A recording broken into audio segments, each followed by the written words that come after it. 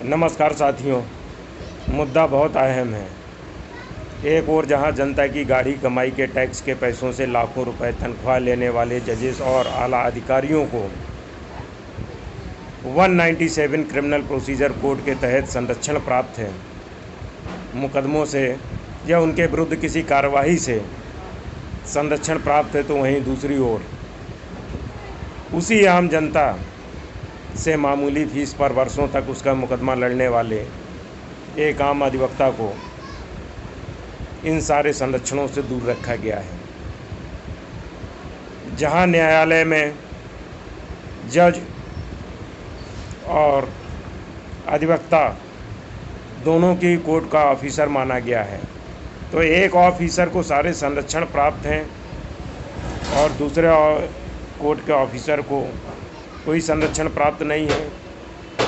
एक अधिवक्ता के खिलाफ़ कभी भी कोई भी मुकदमा कायम किया जा सकता है, फर्जी मुकदमा कायम किया जा सकता है। उसके साथ आए दिन मारपीट की घटनाएं होती हैं, दुर्व्यवहार होता है, पुलिस द्वारा, आला अधिकारियों द्वारा किया जाता है। लेकिन वहीं दूसरी ओर आला अधिकारियों और जजेस को इन सब सारी चीज़ों से संरक्षण प्राप्त है। तो ऐसी दोहरी नीति कब तक चलती रहेगी?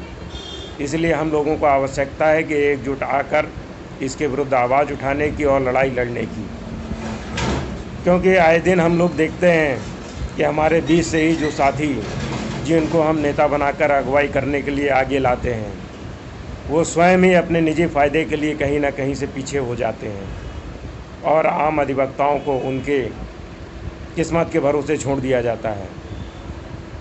यदि हम सारे लोग ऐसे नेताओं के भरोसे बैठे रहे तो कुछ नहीं होने वाला है। यदि एक देश, एक संविधान, एक कानून है, तो सभी लोगों के लिए कानून समान होना चाहिए, ना कि एक कैटेगरी के लिए एक कानून और दूसरे कैटेगरी के लिए दूसरा कानून। ऐसा भारत जैसे विश्व के सबसे बड़े लोकतांत्रिक देश के लिए अच्छी बात नहीं है।